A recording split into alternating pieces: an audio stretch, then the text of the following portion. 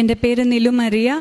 ഞാൻ Kuwait lady of Arabia parish ഇടവക അംഗമാണ്. എന്നെ തൻ്റെ ഉദരത്തിലിട്ട് സ്വന്തം മകളായി വളർത്തി കൊണ്ടു നടക്കുന്ന പരിശുദ്ധ അമ്മയ്ക്കും പരിശുദ്ധ അമ്മയുടെ കൃപാസനത്തിൽ പ്രതിഷ്ഠപ്പെട്ട് പരിശുദ്ധ അമ്മയുടെ മധ്യസ്ഥത്തിലൂടെ ഒരുപാട് കൃപകൾ എനിക്ക് ഈശോയ്ക്കും 1000 നന്ദി സമർപ്പിക്കുന്നു. ഇവിടെ ഇന്ന് വരാൻ കഴിഞ്ഞത് തന്നെ ഒരു അനുഗ്രഹമാണ്. മാർച്ച് 2021 ആദ്യമായിട്ട് കൃപാസനത്തെക്കുറിച്ച് അറിയുന്നത്. ആ ആദ്യത്തെ വർഷം എനിക്ക് ഉടമ്പടിയെക്കുറിച്ച് ഡീറ്റെയിൽ ആയിട്ട് മനസ്സിലായിരുന്നില്ല. പക്ഷേ ആ ആദ്യത്തെ പ്രാവശ്യം തന്നെ ഒരുപാട് അനുഗ്രഹങ്ങൾ ഞങ്ങൾക്ക് ലഭിച്ചു. കുവൈറ്റിൽ പോകുന്ന മുമ്പ് ഞാൻ കോയമ്പത്തൂരിൽ രാമനാഥപുരം ഹോളി ട്രിനിറ്റി കത്തീഡ്രലിലാണ് പോയിക്കൊണ്ടിരുന്നത്. എൻ്റെ അപ്പച്ചൻ മുസ്ലിമാണ്. എൻ്റെ മമ്മി സിറോ മലബാർ കാത്തലിക്കാണ്. ചെറുപ്പം തൊട്ട് എൻ്റെ മമ്മിയുടെ അപ്പച്ചൻ, എൻ്റെ അപ്പാപ്പനും മമ്മിയുടെ ബ്രദറുമാണ് എനിക്ക് ഈശോയെക്കുറിച്ച് പറഞ്ഞു തന്നത്. കുർബാന സ്വീകരിക്കണം എന്ന ആഗ്രഹം കൊണ്ടാണ് ഞാൻ മാമോദീസ 13 വർഷം മുമ്പ് സ്വീകരിച്ചത്. അപ്പോൾ വിശുദ്ധ കുർബാന എന്നത് എനിക്ക് ഒത്തിരി ശക്തി നൽകുന്നതും ഞാൻ ജീവിക്കാൻ പ്രേരിപ്പിക്കുന്നതുമായ ഒരു കുദാശയാണ്. പക്ഷേ കുവൈറ്റിൽ വരുമ്പോൾ എൻ്റെ ഹസ്ബൻഡിന് കുഞ്ഞുനാൾ മുതൽ ക്രിസ്ത്യാനിയായി ജനിച്ച് വളർന്നു എങ്കിലും വിശ്വാസം പ്രാക്ടീസിലില്ല എന്ന് ഞാൻ മനസ്സിലാക്കുന്നത്. എനിക്ക് കുർബാനയ്ക്ക് പോകാതെ എനിക്ക് സസ്റ്റെയിൻ ചെയ്യാൻ പറ്റാത്ത ഒരു സിറ്റുവേഷൻസിലായിരുന്നു അന്ന് ഞങ്ങൾ. പക്ഷേ എൻ്റെ ഹസ്ബൻഡ് അതിന് സമ്മതിക്കില്ലായിരുന്നു, കുടുംബ പ്രാർത്ഥനയ്ക്ക് സമ്മതിക്കില്ലായിരുന്നു. ഫ്രൈഡേ പോകാം, അവിടെ ഫ്രൈഡേ ആണ് സാബത്ത് ആചരിക്കുന്നത്, ഫ്രൈഡേ പോകാം, ഇട ദിവസം പോകണം നിർബന്ധമില്ല, പോകണമെങ്കിൽ വഴക്ക്, സമാധാനക്കേട്. കർത്താവ്, ഞാൻ മാമോദീസ മുങ്ങിയപ്പോൾ തന്നെ സിനിമ ഉപേക്ഷിച്ചു. എനിക്ക് ഫ്രീ ആയിട്ടുള്ള സമയം കർത്താവിന് വേണ്ടി ചെലവിടുക, വചനം വായിക്കുക, അങ്ങനെ ആയിരുന്നു. കുവൈറ്റിൽ വന്നപ്പോൾ ആ ഒരു ലൈഫും എൻ്റെ ഹസ്ബൻഡ് ലൈഫും മാച്ച് ആവുകയുണ്ടായിരുന്നില്ല. അതിൻ്റെ പേരിൽ ഞങ്ങൾക്ക് ഒത്തിരി സമാധാനക്കേടുണ്ടായിരുന്നു. എൻ്റെ ഹസ്ബൻഡ് സ്വാഭാവികമായി നല്ലൊരു മനുഷ്യനാണ്, ജോലി സ്ഥലത്ത് എല്ലാവർക്കും ഒത്തിരി ഇഷ്ടമാണ്, കുടുംബത്തിലും ഒരു മനുഷ്യനായി നല്ലൊരു വ്യക്തിയാണ്. എങ്കിലും വിശ്വാസം ആൾക്ക് എന്തോ ഒരു അലർജി പോലെയായിരുന്നു. അപ്പോൾ ഞാൻ ഉടമ്പടി എടുത്തപ്പോൾ 20% പ്രെയർ മാത്രമേ ഞാൻ അന്ന് ചെയ്തുള്ളൂ. പ്രതിഷീകരണ പ്രാർത്ഥന ചൊല്ലി, ട്യൂസ്ഡേ ആരാധന മുടങ്ങിയിട്ടില്ല, പ്രാർത്ഥനകളൊന്നും മുടങ്ങിയിട്ടില്ല, വചനവായന മുടങ്ങിയിട്ടില്ല, വചനവായന കൂട്ടി, പ്രാർത്ഥന കൂട്ടി, എല്ലാം കൂട്ടി. പക്ഷേ എനിക്കന്ന് മനസ്സിലാവാത്ത കൊണ്ട് act of charity, spiritual corporal works ഒന്നും ഞാൻ ചെയ്തിരുന്നില്ല. എന്നാൽ പോലും അന്ന് ഇൻസ്റ്റൻ്റായിട്ട് എൻ്റെ ഹസ്ബൻഡ് 10 വർഷമായി ഞാൻ എൻ്റെ ഹസ്ബൻഡ് വിശ്വാസം ഉണ്ടാവണം, വീട്ടിൽ സമാധാനം ഉണ്ടാവണം, ഞങ്ങൾക്ക് സമാധാനത്തോടെ കഴിയണം എന്ന എൻ്റെ പ്രാർത്ഥനയ്ക്ക് ഉത്തരം ലഭിച്ചു. എൻ്റെ ഹസ്ബൻഡ് ഇൻസ്റ്റൻ്റായിട്ട് പ്രാർത്ഥിക്കാൻ തുടങ്ങി, വചനം വായിക്കാൻ തുടങ്ങി. ആദ്യം ഉപേക്ഷിച്ചത് ആവശ്യമില്ലാത്ത ടൈം വേസ്റ്റ് ചെയ്യുന്ന യൂട്യൂബ് വീഡിയോസ്, അമിതമായ നെഗറ്റീവായ ന്യൂസുകൾ കാണുന്നത്, എല്ലാ ന്യൂസ് ചാനൽസിലും ന്യൂസുകൾ കാണുന്നത്, സിനിമ കാണുന്നത് എല്ലാം കംപ്ലീറ്റ് ഉപേക്ഷിച്ചു. എൻ്റെ ഹസ്ബൻഡ് വചനം വായിക്കാൻ തുടങ്ങി. വചനം കേൾക്കുന്നതാണ് ആളുടെ ടൈം പാസ്. എല്ലാ ദിവസവും കുർബാനയ്ക്ക് വരും. അന്ന് ഒത്തിരി സമയം സാഹചര്യം ഉണ്ടായപ്പോൾ കുർബാനയ്ക്ക് വരാത്ത ആൾ ഇന്ന് ഉടമ്പടി എടുത്തപ്പോൾ ഞങ്ങൾക്ക് പ്രൊമോഷൻ ലഭിച്ചു. പ്രൊമോഷൻ എടുത്തതിന് ശേഷം ആളുടെ സ്കെഡ്യൂൾ വളരെ ഹെക്റ്റിക്കാണ്. എന്നാൽ പോലും ആൾ കുർബാന മുടങ്ങാറില്ല, എന്നെ കുർബാനയ്ക്ക് കൊണ്ടുപോകാറുണ്ട്. ആളുടെ ഫെയ്ത്ത് വർദ്ധിച്ചതാണ്, ഇൻസ്റ്റൻ്റായിട്ട് വർദ്ധിച്ചതാണ് എൻ്റെ ആദ്യത്തെ സാക്ഷ്യം. ഇത് 2021 ഉടമ്പടി എടുത്തപ്പോൾ ലഭിച്ചതാണ്. 2022 ആയപ്പോൾ എനിക്ക് കൃത്യമായി മനസ്സിലായി 40% ആക്ട് ഓഫ് ചാരിറ്റി ചെയ്യണം, 40% സുവിശേഷ വേല, 20% ആണ് പ്രെയർ. അപ്പോൾ ഞങ്ങളത് മനസ്സിലാക്കി ഞാനത് ചെയ്യാൻ തുടങ്ങിയപ്പോൾ ജൂൺ 5 ഞാൻ ആദ്യം 2022 ഉടമ്പടി എടുക്കുന്നത്. ഒരു വീക്കിൽ 10 വർഷമായി ലഭിക്കാത്ത പ്രൊമോഷൻ എൻ്റെ ഹസ്ബൻഡിന് പ്രൊമോഷൻ റെക്കഗ്നിഷൻ ലഭിച്ചു. അതോടുകൂടി ആളുടെ വിശ്വാസം ഒന്നും കൂടി വർദ്ധിച്ചു. താനൊരു പ്രാർത്ഥനക്കാരനാണെന്ന് പുറത്ത് കാണിക്കുന്നതിൽ ഷൈ ആയിരുന്നു. പത്രമൊക്കെ കൊടുക്കാൻ തുടങ്ങി, അവിടെ ഹിന്ദുസിനൊക്കെ കൊടുക്കാൻ തുടങ്ങി പത്രം, ഈശോയെക്കുറിച്ച് പറയാൻ തുടങ്ങി, പള്ളിയിൽ വരാത്തവരെ ഇൻവൈറ്റ് ചെയ്യാൻ തുടങ്ങി, പള്ളിയിൽ ആക്റ്റീവ് ആകാൻ തുടങ്ങി. അങ്ങനത്തെ ഒരു അനുഗ്രഹം 2022 ലഭിച്ചു. ഇൻക്രിമെൻറ്റ് ലഭിച്ചത് വീണ്ടും ഞങ്ങൾ ഉടമ്പടി പുതുക്കി പ്രോപ്പറായിട്ട് ഞങ്ങൾ ഫോളോ ചെയ്തപ്പോഴാണ് ഇൻക്രിമെൻറ്റ് ലഭിച്ചത്. അതോടുകൂടി ഞങ്ങൾക്കുണ്ടായിരുന്ന കടം എല്ലാം ഫിക്സായി. ഇത് എൻ്റെ 2022 അനുഗ്രഹമാണ്. ഇതേ വർഷം എൻ്റെ ബ്രദറിന് അവൻ ചെന്നൈയിലായിരുന്നു ഒത്തിരി വർഷങ്ങളായിട്ട്. അവനും എനിക്ക് ശേഷം മാമോദീസ മുങ്ങിയതാണ്. മാമോദീസ മുങ്ങിയപ്പോൾ തന്നെ കുറച്ച് ദിവസത്തിൽ തന്നെ അവൻ ആക്ട് ഓഫ് ചാരിറ്റി ചെയ്യാൻ തുടങ്ങി. അന്ന് ഞങ്ങൾക്ക് കൃപാസനം അറിയില്ല, പക്ഷേ അവൻ എല്ലാ സാറ്റർഡേ സൺഡേസും ചെന്നൈയിൽ ഔട്ട്സ്കേർട്സിൽ ഒത്തിരി ജനങ്ങളുണ്ട്. ഗവൺമെൻറ്റും മൈൻഡ് ചെയ്യാതെ സ്റ്റാൻഡേർഡായ ഓർഫനേജുകൾ ആരും റീച്ച് ചെയ്യാത്ത ഒത്തിരി ജനങ്ങളുണ്ട്. അവരെ പോയി അന്വേഷിച്ച് അവർക്ക് എന്ത് വേണം, അവർക്ക് എന്താണ് ആവശ്യം, ഇങ്ങനെ ലിസ്റ്റ് എടുത്ത് അവനും അവൻ്റെ ഫ്രണ്ട്സും കൂടിയിട്ട് ഇങ്ങനെ NGO പോലെ പ്രൈവറ്റായിട്ട് അവർ ചെയ്യുമായിരുന്നു. ഹെൽപ്പിംഗ് ഹാൻഡ്സ് എന്നാണ് അതിൻ്റെ പേര്. ഫേസ്ബുക്കിൽ ഇൻസ്റ്റാഗ്രാമിലൊക്കെ അതിൽ അതിൻ്റെ ഡീറ്റെയിൽസ് ഉണ്ട്. അപ്പോൾ അങ്ങനെ ചെയ്തുകൊണ്ടിരുന്ന വ്യക്തിയാണ് എൻ്റെ ബ്രദർ. ഞാൻ അവനോട് പറയും, ഇത് നമുക്ക് ചെയ്യണം, പക്ഷേ ഈശോയെ കൊടുക്കാനാണ് നമ്മൾ മറ്റുള്ളവർ വേറൊരു മതത്തിൽ നിന്ന് ഇതിലേക്ക് വന്നിരിക്കുന്നത്. അതിൽ ഞങ്ങൾക്ക് സ്നേഹിക്കാൻ ആളില്ലാതെയല്ല ഞങ്ങൾ ഈ വിശ്വാസത്തിൽ വന്നത്. ജീവിക്കുന്ന ക്രിസ്തു ഈ വിശ്വാസത്തിൽ ഉണ്ട് എന്ന് അനുഭവിച്ച് അറിഞ്ഞുകൊണ്ടാണ് ഈ വിശ്വാസത്തിൽ വന്നത്. അപ്പോൾ നീ ഈശോയെ കൊടുക്കണമെന്ന് ഞാൻ പറയുമായിരുന്നു. പക്ഷേ അവനത് മടിയായിരുന്നു പള്ളിയിൽ ആക്റ്റീവൊക്കെ ആകുവാൻ. എന്നാൽ ഈ കഴിഞ്ഞ ഒരു വർഷം ഞാൻ അവന് വേണ്ടി പ്രാർത്ഥിച്ചിരുന്നു. അവൻ ചെന്നൈയിൽ നല്ലൊരു പൊസിഷനിൽ നല്ലൊരു കമ്പനിയിലാണ് ജോലി ചെയ്തിരുന്നത്. പക്ഷേ അസിസ്റ്റൻറ്റ് മാനേജറായിരുന്നു. അബുദാബിയിൽ ഗവൺമെൻറ്റിൽ മിനിസ്ട്രിയിൽ അവന് 5 ഇരട്ടി ശമ്പളത്തോടു കൂടി സീനിയർ മാനേജറായിട്ടാണ് അവന് ജോലി ലഭിച്ചത്. ഇതെങ്ങനെയാണ് ലഭിച്ചതെന്ന് അവിടെ ഉള്ളവർ തന്നെ അവനോട് ചോദിക്കുന്നു. ബിക്കോസ് അവിടെ ഉള്ളവരെയാണ്, അവിടുത്തെ നാഷണൽസ് മാക്സിമം റീജിയണൽ അടുത്തുള്ള ഗൾഫ് റീജിയൻസിന് അവിടുത്തെ നാഷണാലിറ്റീസിനെയാണ് ആ സീനിയർ പൊസിഷൻ എടുക്കുള്ളൂ. പക്ഷേ ഒരു ഇന്ത്യൻ എങ്ങനെ വന്നു, ആരാണ് റെഫർ ചെയ്തതെന്നൊക്കെ അവർ ചോദിക്കുന്നു. ഞങ്ങൾക്കറിയാം ആ റെഫറൻസ് പരിശുദ്ധമ്മ കൃപാസനം മാതാവ് മാത്രം. അതിലൂടെ അവന് ലഭിച്ച സാമ്പത്തിക അനുഗ്രഹത്തിലൂടെ കടങ്ങൾ മാറിയതല്ല ഇതിൽ എൻ്റെ സാക്ഷ്യം. ചെന്നൈയിൽ NGO പോലെ വളരെ ആക്റ്റീവായിരുന്നവൻ ഇപ്പോൾ അബുദാബിയിൽ ജീസസ് യൂത്തിൽ ആക്റ്റീവാണ്. അവിടെ പോയി അവൻ ഈശോയെ കൊടുക്കണം എന്നുള്ള ആഗ്രഹവും മറ്റുള്ളവരുടെ അടുത്ത് കൃപാസനത്തെക്കുറിച്ച് പറയുന്ന അങ്ങനെ ഒരു മോഡിലേക്ക് അവൻ്റെ വിശ്വാസത്തിൻ്റെ ലെവൽ ചേഞ്ചായി. അതിന് ഞാൻ ഈശോയ്ക്ക് ഒത്തിരി നന്ദി പറയുന്നു. എൻ്റെ ഹസ്ബൻഡിനും എൻ്റെ ബ്രദറിനും ഈ അനുഗ്രഹങ്ങൾ ലഭിക്കുന്നത് മുമ്പ് തന്നെ കോവിഡ് കാലത്ത് മദ്യപാനം ഉപയോഗിക്കാൻ പറ്റാത്ത സാഹചര്യത്തിൽ എൻ്റെ ഡാഡിക്ക് മദ്യപാനം നിർത്തേണ്ടി വന്നു. അത് കമ്പൽ ചെയ്ത് ഡാഡി മദ്യപാനം നിർത്തിയതാണ്. കോവിഡ് കഴിഞ്ഞപ്പോൾ എൻ്റെ ഡാഡിക്ക് വീണ്ടും ഉപയോഗിക്കണമെന്ന് ആഗ്രഹമാണ്. അപ്പോൾ ആൾ വീണ്ടും പഴയ പോലെ സ്റ്റാർട്ട് ചെയ്തു. ആ സമയത്താണ് 2021 ഞാൻ എൻ്റെ അനിയത്തി UK നേഴ്സാണ്, അവളും എൻ്റെ മമ്മിയും എല്ലാവരും ഓൺലൈനിൽ ഉടമ്പടി എടുത്തത്. അന്ന് തൊട്ട് ഇന്ന് വരെ 47 ഇയേഴ്സിൻ്റെ ആൽക്കഹോളിസം എൻ്റെ ഡാഡിയുടെ നിന്നു. എത്രയോ ക്രിസ്ത്യൻസ് എനിക്കറിയാം അഡിക്ഷൻ സെൻറ്ററിൽ പോകുന്നു.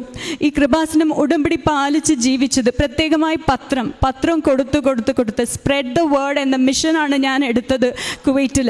അതിൻ്റെ പേരിൽ ഇന്നും എൻ്റെ ഡാഡി ഇതിൽ നിലനിൽക്കുന്നു എന്ന് ഞാൻ വിശ്വസിക്കുന്നു. എൻ്റെ ഡാഡി ആൽക്കഹോൾ തൊട്ടിട്ടില്ല. ചെറുപ്പം മുതൽ എൻ്റെ ആഗ്രഹമാണ് എൻ്റെ ഡാഡി ആൽക്കഹോൾ ഉപയോഗിക്കാത്ത ദിവസങ്ങൾ ഉണ്ടാവണമെന്ന്. വൈകിയാണെങ്കിലും അത് സാധിച്ചു. അതിലെനിക്ക് ഒത്തിരി സന്തോഷമുണ്ട്. പിന്നെ അവിടെ അഖണ്ഡ ജപമാലയൊക്കെ നടക്കാറുണ്ട്. പള്ളിയിൽ നടന്നതിൽ 1-2 പ്രാവശ്യം ഞാൻ കൂടിയിട്ടുണ്ട്. വീടുകളിൽ എനിക്ക് പോകാൻ പറ്റിയില്ല, ബിക്കോസ് അത് സാറ്റർഡേസിലാണ്. അപ്പോൾ ആ സമയമെല്ലാം എൻ്റെ ഡാഡി എന്തെങ്കിലും ഒരു കാര്യത്തിന് ഹോസ്പിറ്റലിൽ പോകുന്നതായിരിക്കും. അങ്ങനെ ഹോസ്പിറ്റലിൽ പോകുമ്പോൾ ആ ചെക്കപ്പ് എല്ലാം നോർമലായി സിമ്പിളായി ടാബ്ലറ്റ്സിൽ തന്നെ ഫിക്സ് ആവുന്ന രീതിയിൽ പരിശുദ്ധമ്മ അത് സോൾവ് ആക്കി തന്നു. ആൻജിയോഗ്രാം ചെയ്യണം, അല്ലെങ്കിൽ ഇത് സോറിയാസിസ് പോലെ ആകും. അങ്ങനെ 2 പ്രാവശ്യം 2 വ്യത്യസ്തമായ മെഡിക്കൽ ഇഷ്യൂ വന്നു. അത് രണ്ടും ഒന്നുമില്ലാതെ ടാബ്ലറ്റിൽ തന്നെ സുഖമായി. എൻ്റെ ഡാഡി വളരെ ഹെൽത്തി ആയിരിക്കും.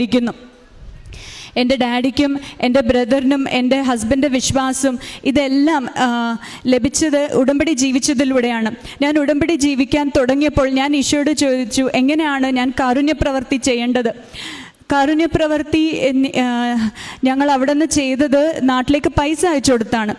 അത് ചെയ്യുമ്പോഴും എനിക്കൊരു സാറ്റിസ്ഫാക്ഷൻ ഉണ്ടായില്ല. Because I'm not visiting the sick, I'm not personally visiting orphanages or I'm not visiting sick people. So I was asking Lord, how do I serve you, how do I serve the act of charity? Eesho പറഞ്ഞു, മറ്റുള്ളവർക്ക് ഈശോയെ കൊടുക്കുന്നതാണ് ഏറ്റവും വലിയ കാരുണ്യപ്രവൃത്തി, നീ അത് ചെയ്യണം.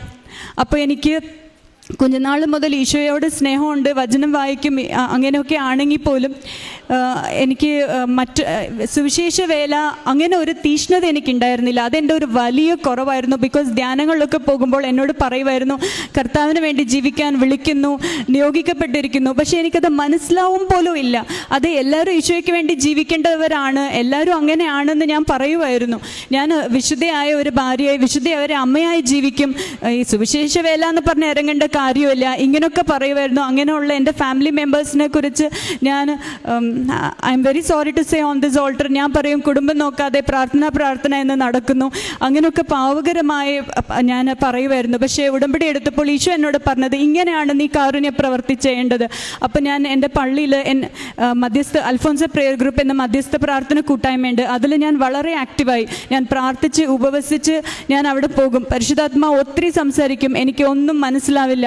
ഞാൻ കൃപാസനം പത്രം കൊടുക്കും, ഞാൻ പ്രതിഷ്ഠീകരണ പ്രാർത്ഥന ചെല്ലും, ജപമാല ചൊല്ലി ഞാൻ മാതാവോട് ചോദിക്കും, അമ്മേ പരിശുദ്ധാത്മാവ് പറയുന്നത് എനിക്ക് മനസ്സിലാവുന്നില്ല, എനിക്ക് ഗ്രഹിക്കാൻ കഴിയുന്നില്ല, സംസാരിക്കുന്നതെന്ന് അറിയുന്നുണ്ട്, പക്ഷേ എനിക്ക് മനസ്സിലാവുന്നില്ല.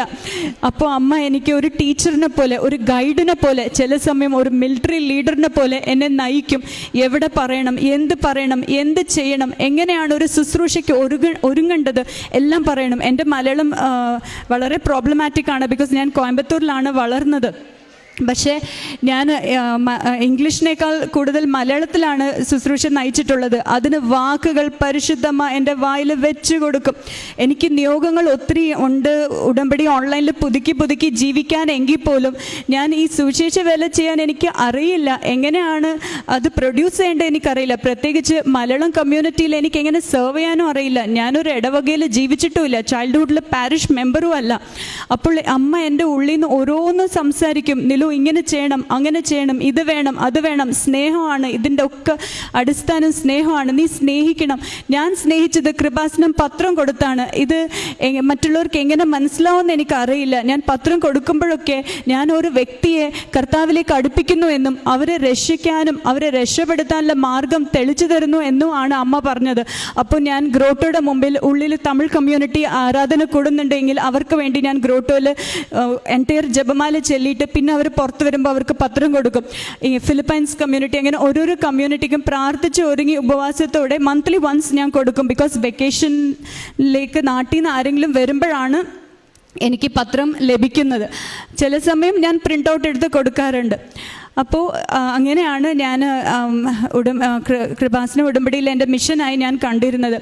പിന്നെ ഞാൻ പത്രമൊക്കെ കൊടുത്ത് ആക്റ്റീവായിരിക്കുമെങ്കിലും ഞാൻ പള്ളിയിൽ ഭയങ്കര സോഷ്യലൈസ് ചെയ്യില്ല, മിങ്കിൾ ആവില്ല, ഞാൻ ഒന്നിനും കമ്മിറ്റഡ് ആവില്ല. ബിക്കോസ് എനിക്ക് ഇങ്ങനൊരു ബാക്ക്ഗ്രൗണ്ട് ഉണ്ട് എന്നൊരു ഇൻഫീരിയോറിറ്റി കോംപ്ലെക്സ് ഉണ്ടായിരുന്നു. ഇൻഫീരിയോറിറ്റി കോംപ്ലെക്സും ചില ബാഡ് എക്സ്പീരിയൻസസും ഉണ്ട്. ലൈക്ക് ഒറിജിനൽ അല്ല, ഡ്യൂപ്ലിക്കേറ്റ് ആണ് എന്ന് കുടുംബങ്ങളിൽ നിന്ന് പോലും എക്സ്പീരിയൻസസ് ഉണ്ട്. സോ ഞാൻ മിങ്കിൾ ആവില്ലായിരുന്നു. പക്ഷേ കഴിഞ്ഞ നവംബറിൽ ജോസഫ് അച്ഛൻ കുവൈറ്റിൽ വന്നപ്പോൾ ആദ്യത്തെ ദിവസം ധ്യാനം നയിച്ചപ്പോൾ അച്ഛൻ എൻ്റെ കാര്യങ്ങൾ പറഞ്ഞു. എൻ്റെ കാര്യങ്ങൾ പറയാൻ ഞാൻ അച്ഛൻ്റെ അടുത്ത് പ്രാർത്ഥന ചോദിക്കാൻ പോയിരുന്നു. എൻ്റെ അപ്പച്ചൻ എന്തുകൊണ്ട് വിശ്വാസത്തിൽ വരുന്നില്ല, എങ്ങനെയാണ്, എന്ത് ചെയ്താലാണ് വരിക എന്ന് അറിയാൻ വേണ്ടി പ്രാർത്ഥന ചോദിക്കാൻ പോയിരുന്നു. അപ്പോൾ അച്ഛൻ ആ ഡീറ്റെയിൽസ് എടുത്തിട്ട് ധ്യാനത്തിൻ്റെ ഫസ്റ്റ് ഡേ എന്നെക്കുറിച്ച് പറഞ്ഞിരുന്നു. അപ്പോൾ അച്ഛൻ പറഞ്ഞു, എനിക്ക് കർത്താവിൻ്റെ മുമ്പിൽ നിൽക്കാൻ യോഗ്യതയുണ്ട്, കർത്താവിൻ്റെ മുമ്പിൽ എനിക്ക് വാല്യൂ ഉണ്ടെന്ന് പറഞ്ഞു. അന്ന് ഞാൻ തീരുമാനിച്ചു, ഏത് ലാംഗ്വേജിലും ഞാൻ ഏത് ശുശ്രൂഷയ്ക്കും ഒന്നിനും ഞാൻ മടിക്കില്ല. പാരിഷിൽ ഞാൻ മിങ്കിളാവും, എല്ലാവരോടും സോഷ്യലൈസ് ചെയ്യും. എനിക്കിതാണ് ബാക്ക്ഗ്രൗണ്ട് എന്ന് പറയാൻ ഞാൻ മടിക്കില്ല. ഞാൻ ഈശോയുടെ മകളാണ്, ഈശോയുടെ മുമ്പിൽ എനിക്ക് ഒത്തിരി വിലയുണ്ട്, ഞാൻ കർത്താവിൻ്റെ പ്രിയങ്കരിയാണ് എന്ന്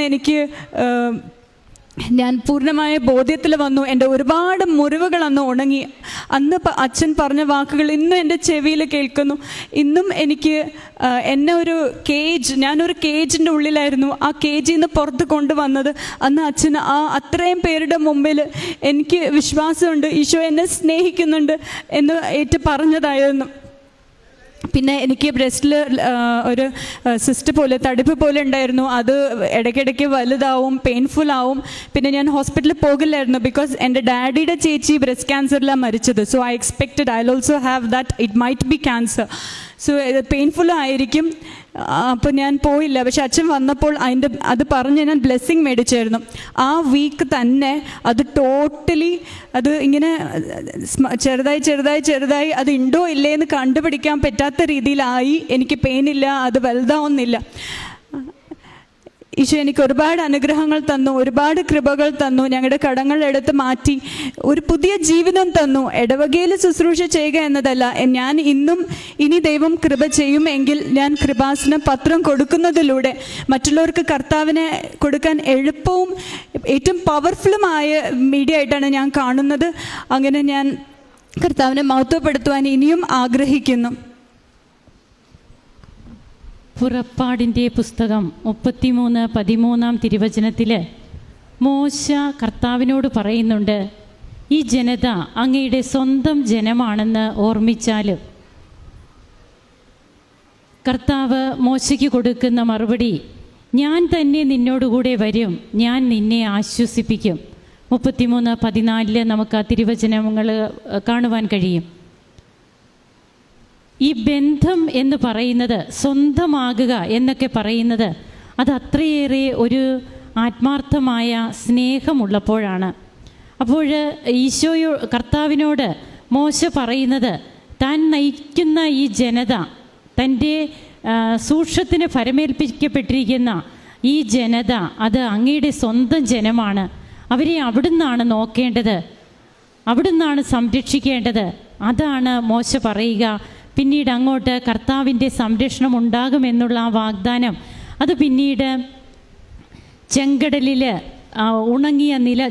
ഉണങ്ങിയ നിലമാകുന്നതും, ജെറീക്കോ കോട്ട നിലം പൊത്തുന്നതും, ശത്രു രാജാക്കന്മാരെ സംഹരിച്ച് തങ്ങൾക്ക് വാഗ്ദാന നാട് പ്രാപിക്കുവാനുള്ള തടസ്സങ്ങളൊക്കെ മാറുന്നതുമൊക്കെ ആയിട്ട് പിന്നീട് നമുക്ക് വിശുദ്ധ ഗ്രന്ഥത്തിൽ കാണുവാൻ കഴിയും.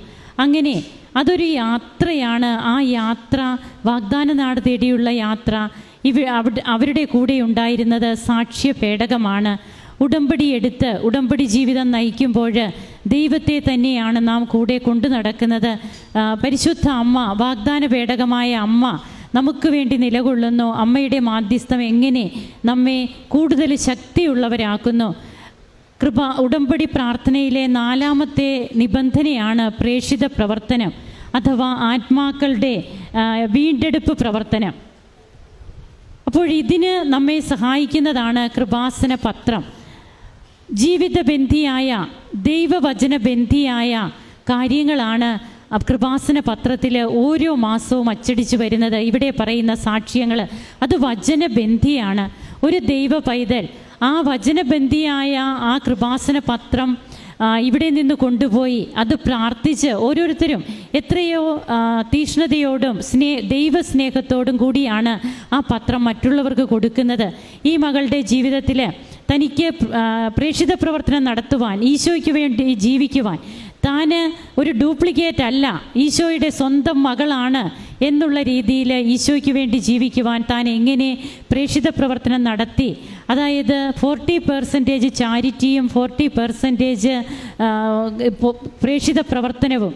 അപ്പോൾ ആ ഒരു അവസ്ഥയിൽ തനിക്ക് തന്നെ ബോധ്യപ്പെട്ടുകൊണ്ട് എങ്ങനെയാണ് തൻ്റെ ജീവിതത്തെ താൻ മാറ്റിയത്. ഇന്ന് ഈശോയ്ക്ക് വേണ്ടി ജീവിക്കുവാനും കൃപാസന പത്രം സ്നേഹത്തോടെ കൊടുക്കുവാനും ഈശോയെ അറിഞ്ഞവരെ ആഴപ്പെടുത്തുവാനും അറിയാത്തവരെ അറിയിക്കുവാനുമുള്ളതാണ് കൃപാസന പത്രം. അപ്പോൾ ജീവിതത്തിൽ പലരും ഈ കൃപാസന പത്രം കൊടുക്കുവാനാണ് മടി കാണിക്കുക. അതിനൊരു ചമ്മലാണ്. എങ്ങനെയാണിത് ഞാൻ കൊടുക്കുക, മറ്റുള്ളവരെന്ത് വിചാരിക്കും?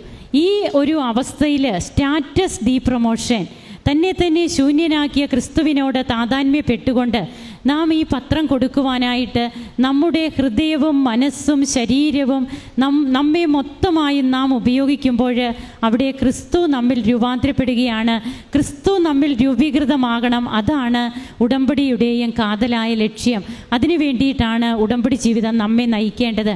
ഇന്ന് ഇവിടെ നിന്ന് ഈ മകൾ സാക്ഷ്യം പറയുമ്പോൾ തൻ്റെ ജീവിതത്തിൽ താൻ കടന്നു പോകുന്ന വഴികളൊക്കെ വളരെ വ്യക്തമായി മകൾ പറഞ്ഞു. അനുഭവങ്ങൾ ഒത്തിരി കിട്ടി, കൃപകൾ കിട്ടി. 47 വർഷമായ തൻ്റെ ഫാദറിൻ്റെ മദ്യപാനം പൂർണ്ണമായും നിലച്ചു. അതുപോലെ തന്നെ ഹസ്ബൻഡിൻ്റെ പ്രൊമോഷൻ 10 വർഷമായിട്ട് കിട്ടാതിരുന്നതൊക്കെ ലഭിക്കുന്നു. പിന്നീട് നമുക്കൊരു ജോലി ലഭിക്കുമ്പോൾ നമുക്ക് പിന്നെ ആ ജോലി ഒരു തടസ്സമായി മാറുമോ എന്നുള്ളതാണ് നാം ചിന്തിക്കേണ്ടത്. നാം ജോലിക്കായി പ്രാർത്ഥിക്കും, മക്കൾക്കായി പ്രാർത്ഥിക്കും. എന്നാൽ അതൊക്കെ ലഭിച്ചു കഴിയുമ്പോൾ ഇപ്പോൾ കുഞ്ഞുള്ളത് കൊണ്ട് എനിക്ക് പ്രാർത്ഥിക്കാൻ പറ്റുന്നില്ല, ജോലിയുള്ളത് കൊണ്ട് എനിക്കിപ്പോൾ സമയമില്ല, ഇതൊക്കെ നാം പറയുന്നവരാണോ? നമുക്ക് ചിന്തിക്കാം. നമ്മുടെ ഈ ഹൃദയം ദൈവത്തിനറിയാം.